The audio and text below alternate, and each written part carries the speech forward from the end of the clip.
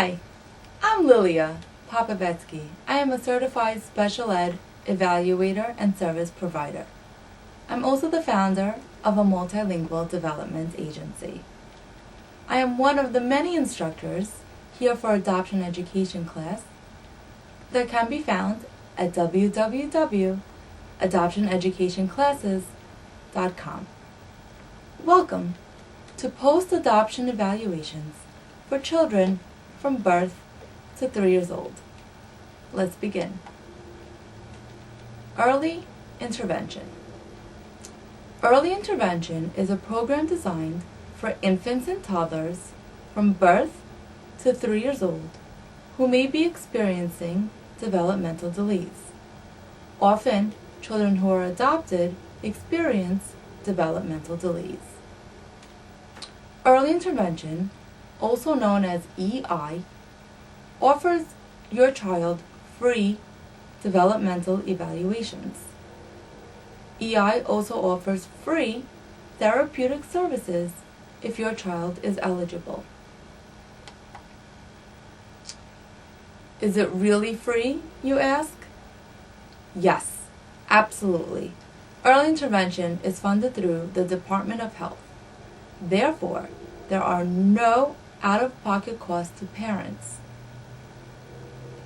All parents of children birth to 3 years old qualify for early intervention. Children who are adopted are considered at risk. To be at risk means children who may experience a disability because of medical, biological, or environmental conditions. Children who are adopted often suffer from 1, 2, or all 3 risk factors. This is not uncommon. Where is the early intervention process conducted? Early intervention is all done in the comfort of your home. All meetings, evaluations, and services take place at your convenience. The law states that EI must be done in the child's natural environment. When should we use the EI program? All children from 0 to 3 years who are adopted internationally and domestically should be fully evaluated shortly after arrival. There is often some confusion as to when the early intervention process should start. Often, you might hear someone say to wait for approximately 3 months after the child's arrival before receiving early intervention. Here at Adoption Education Classes, we do not agree. We feel that your child should have a full developmental evaluation shortly after their arrival, just as they receive medical evaluations. The early intervention process is as easy as 1, 2, 3. Step 1.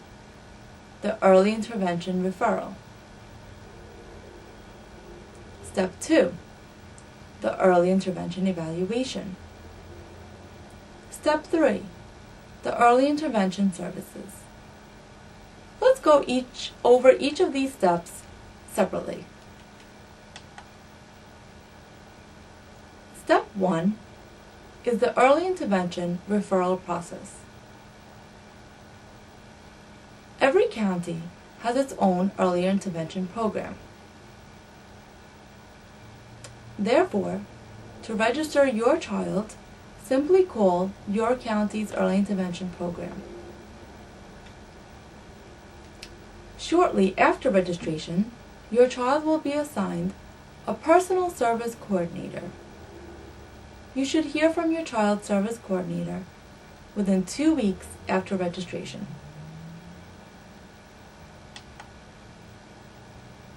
Step 2 consists of the early intervention evaluation. Your child will be assigned an early intervention agency that will arrange for the early intervention evaluators to evaluate your child. Each evaluation team consists of at least 2 evaluators. There is always a special educator who conducts a general overall evaluation on all areas of development, and the second evaluator addresses your specific concern. An example of the second evaluator could be a speech therapist or a physical therapist. If you have more than one concern for your child, more evaluations can be conducted at any time. It is imperative that all evaluations should be conducted in your child's dominant language, such as Russian, Romanian, Ukrainian, Polish, Korean, Cantonese, or Mandarin. After the evaluation is complete, the families receive a written copy of each of the evaluations. Each of the evaluations can be explained to you by your child's therapist. The entire evaluation process must be completed within 30 days of your child's registration. The early intervention evaluation will determine if your child is eligible to receive early intervention services. There are 2 ways in which your child can qualify for EI services.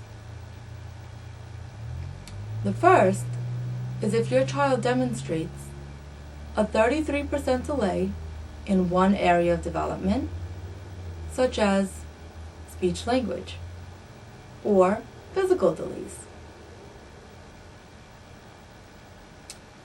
The second way in which your child will qualify for early intervention is if he or she demonstrates a 25% delay in 2 areas of development, such as speech language and physical delays.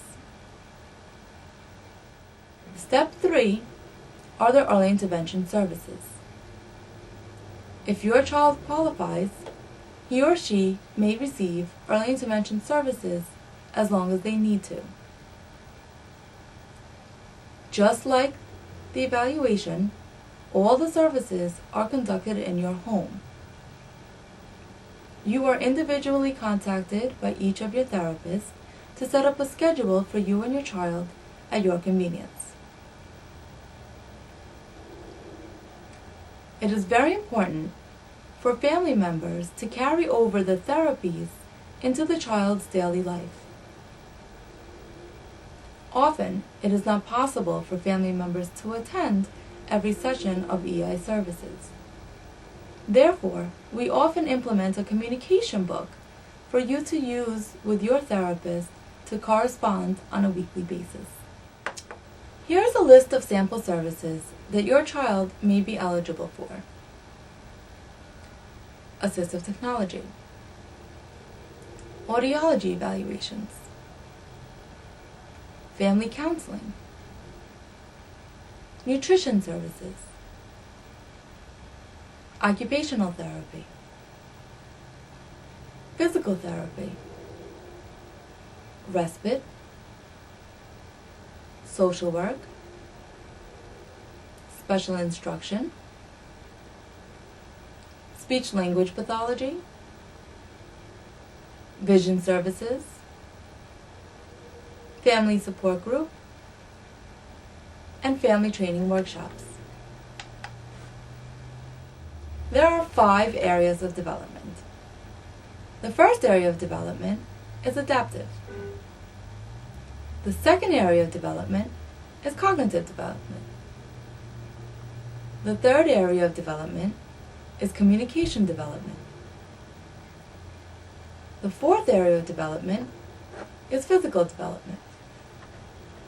The fifth area of development is the social emotional development. It is important to note that all children's development is interrelated.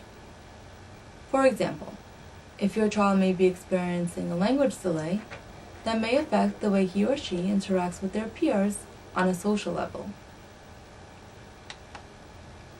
Let's discuss each of the areas of development separately. Let's start with adaptive domain.